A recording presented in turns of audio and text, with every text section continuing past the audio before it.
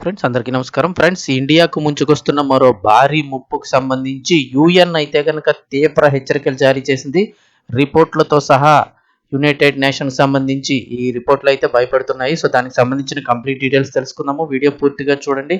అలాగే తప్పకుండా లైక్ చేయండి. లైక్ చేయడం వల్ల మరింత మందికి ఇన్ఫర్మేషన్ అయితే కనుక చేరుతుంది. సో తప్పకుండా ఒక లైక్ చేయడం మర్చిపోకండి. అలాగే లేటెస్ట్ అప్డేట్స్ కోసం ఛానల్ని తప్పకుండా సబ్స్క్రైబ్ చేసుకోండి. ఇంకా వివరాల్లోకి అయితే వెళ్ళిపోదాము. ముంచుకొస్తున్న మరో భారీ ముప్పు ప్రమాదంలో ఇండియా. యూఎన్ రిపోర్ట్లో భయంకర నిజాలైతే కనుక బయటకు వచ్చాయి. అసలు ఏం జరిగింది చూస్తే ఇది ఒక్క ఏడాదిలో సంభవించిన కరువు కాదు, అలాగే ఒక నగరంలో నీళ్లు ఇంకిపోయిన వార్త కూడా కాదు. భూమి మీద అయితే కనుక నీరు దివాళా తీస్తోందంటూ ఐక్యరాజ్య సమితి అధికారికంగా హెచ్చరిస్తున్న క్షణం ఇది. నీరు దివాళా తీయడం ఏంటని చాలా మందికి డౌట్ వస్తుంది. ఈ పదం ఉపయోగించడానికి కూడా చాలా బలమైన కారణం ఉందని అయితే రిపోర్ట్స్ చెప్తున్నాయి. ఐక్యరాజ్య సమితి యూనివర్సిటీ నివేదిక ఒక కొత్త పదాన్ని ప్రపంచానికి పరిచయం చేసింది. అదే వాటర్ బ్యాంక్ రప్సీ, అంటే నీరు దివాళా తీయడం అని అర్థం. నదులు, భూగర్భ జలాలు, సరస్సులు ఇక మళ్ళీ కోలుకునే అవకాశం కూడా లేకుండా పోయిన దశను ఈ పదం గుర్తు చేస్తుంది. దివాళా తీశారంటే ఇంక వాళ్ళు ఇప్పట్లో కోలుకోలేరని మనకు ఐడియా చెప్తారు కదా. అలాంటిదే నీరు దివాళా అని పదాన్ని అయితే కనుక వీళ్ళు చెప్తున్నారు. ఇటు ఒక పక్క చెన్నై, బెంగళూరు, ఎన్సీఆర్ లాంటి నగరాలు ఇప్పటికే డే జీరో పరిస్థితిని చూశాయి.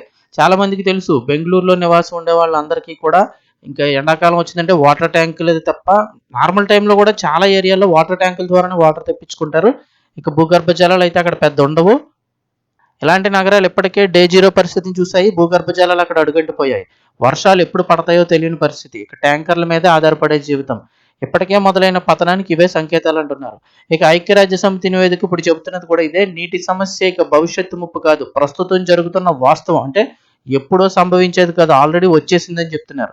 ఇది రైతుల సమస్య, నగరాల సమస్య కాదు, ప్రతి ఒక్కరి సమస్య అని చెప్తున్నారు.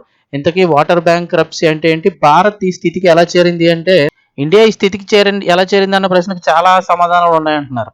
ఐక్యరాజ్య సమితి యూనివర్సిటీ విడుదల చేసిన గ్లోబల్ వాటర్ బ్యాంక్రప్సీ రిపోర్ట్ 2026 ప్రకారం ఒక స్పష్టమైన నిజాన్ని చెప్పింది. ప్రపంచవ్యాప్తంగా మనుషులు ఉపయోగిస్తున్న నీటి పరిణామం ప్రకృతి మళ్ళీ తయారు చేసే నీటి కన్నా చాలా ఎక్కువగా మారిపోయింది. అంటే ప్రకృతి తయారు చేస్తున్న వాటర్ కన్నా మనిషి వాడేస్తున్న వాటర్ చాలా ఎక్కువగా ఉంది. ముఖ్యంగా దక్షిణాసియా దేశాల్లో ఈ తేడా మరింత ప్రమాదకరంగా పెరుగుతోందంటున్నారు. భారత్ ఏమీ దీనికి మినహాయింపు కాదు అని చెప్తున్నారు. ఈ నివేదిక ప్రకారం ప్రపంచంలో ఉపయోగిస్తున్న ఫ్రెష్ వాటర్లో 70% పైగా వ్యవసాయ రంగానికి వెళ్తోంది. ఇది భారత పరిస్థితిని ప్రతిబింబిస్తోంది. దేశంలోని నదుల నీరు, కాలువల నీరు మాత్రమే కాదు, భూగర్భ జలాల మీదే వ్యవసాయం ఎక్కువగా ఆధారపడుతోంది. కానీ అదే భూగర్భ జలాలు ఇప్పుడు వేగంగా ఖాళీ అయిపోతున్నాయి. భూగర్భ జలాల్లో మాయమయ్యే నీరు మళ్ళీ త్వరగా అయితే నిండదు. వర్షం కురిసినా కూడా గ్యాప్ పోడ్చలేని పరిస్థితి రావచ్చు. మనందరికీ తెలుసు, మన చిన్నప్పుడు చూసుకున్నట్లయితే మట్టి రోడ్లు ఉండేవి. ఏదైనా వర్షం పడినా ఆటోమేటిక్గా భూమిలోకి నీరు వెళ్ళిపోతుండేది. ఇప్పుడు ఎక్కడ చూసినా సిమెంట్ రోడ్లు, తార్ రోడ్లు. భూమి నీరు భూమిలోకి ఇంకేటువంటి పరిస్థితి అయితే లేదు. ఎక్కువ ఉంటే నదుల ద్వారా, కాలువల ద్వారా సముద్రాలకి మ్యాక్సిమం ఇంట్లో సేవ్ చేయడానికి ట్రై చేసినా కూడా భూమిలోకి ఇంకే పరిస్థితి చాలా తక్కువగా ఉంటూ వస్తుంది. సో భూగర్భ జలాల్లో మాయమయ్యే నీరు మళ్ళీ త్వరగా నిండదు. వర్షం కురిసినా కూడా గ్యాప్ పోడ్చలేని పరిస్థితి అని చెప్తున్నారు. ఇప్పటికే నగరాలు ఈ ప్రమాదాన్ని ప్రత్యక్షంగా అనుభవిస్తున్నాయి. చెన్నైలోని కొన్ని సంవత్సరాల క్రితం తాగునీటి నిల్వలు పూర్తిగా ఎండిపోయాయి. బెంగళూరులో వేలాది బోర్వెల్స్ పనిచేయకుండా పోయాయి. ఇక ఎన్సీఆర్ ప్రాంతంలో కొత్త కాలనీలు ట్యాంకర్ల నీటిపైనే బతుకుతున్నాయి. ఈ నివేదిక ఈ పరిస్థితిని డే జీరోగా నిర్వచిస్తోంది. ఇక అంటే మౌలిక సదుపాయాలు ఉన్నా నీరు లేని అత్యవసర దశ అని అర్థం. అంటే అన్ని ఫెసిలిటీస్ ఉంటాయి, కరెంట్ ఉంటుంది, లిఫ్ట్ ఉంటుంది, ఇవన్నీ మనకి ఇంట్లో అన్ని రకాలు ఉంటాయి, కానీ వాటర్ ఉండదు. ఇక ఈ నీటి దివాళా ప్రభావం కేవలం తాగునీటితోనే ఆగదు. ఐక్యరాజ్య సమితి ప్రస్తుతం ఇస్తున్న నివేదిక ప్రకారం నీటి కొరత అనేది ఆహార భద్రతను దెబ్బతీస్తుంది. వ్యవసాయం మీద ఆధారపడే కోట్లాది కుటుంబాల ఆదాయాన్ని తగ్గిస్తుంది. ఉద్యోగాలు తగ్గుతాయి, ఉన్న ఆహారం ధరలు పెరుగుతాయి, గ్రామాల నుంచి నగరాల వైపు వరుసలు పెరుగుతాయి. ఇది ఒక చైన్ రియాక్షన్. ఇది ఒకసారి స్టార్ట్ అయితే ఎక్కువ రోజులు పట్టదు, చాలా స్పీడ్గా జరిగిపోతూ ఉంటాయి ఇలాంటివి. అంతేకాదు ఇక్కడ మరో భయంకరమైన అంశం కూడా ఉందంటున్నారు. గత 5 దశాబ్దాల్లో ప్రపంచం సుమారు 40 కోట్ల హెక్టార్ వెట్లాండ్స్ను కోల్పోయింది. ఇది యూరోపియన్ యూనియన్ పరిమాణంతో సమానం అంటున్నారు, పరిమాణంతో.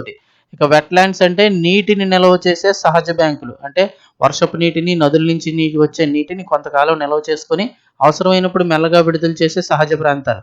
అవి గనక నశిస్తే వరదలు ఎక్కువైపోతాయి, కరువులు తీవ్రతరం అవుతాయి. అదే సమయంలో వాతావరణ మార్పు వల్ల గ్లేషియర్లు కరుగుతున్నాయి. 1970 తర్వాత ప్రపంచ గ్లేషియర్ మాస్లో 30% పైగా నష్టం జరిగింది. ఇది భారత్ లాంటి దేశాలకు మరో పెద్ద ముప్పు అంటున్నారు. ఎందుకంటే హిమాలయాల నుంచి వచ్చే నీటిపై కోట్ల మంది ఆధారపడుతున్నారు. ఇక ఈ పరిస్థితుల్లో ట్యాంకర్లు, లోతైన బోర్వెల్స్, నదులతో పాటుగా ఈ బోర్వెల్స్తో పాటు నదుల నీటిని మరో చోటకి తరలించడం లాంటి తాత్కాలిక పరిష్కారాలు ఇక సరిపోవని నివేదిక హెచ్చరిస్తోంది. భారత్ లాంటి దేశాలు నిర్మాణాత్మక మార్పులు చేయాల్సిందేనని స్పష్టం చేస్తోంది.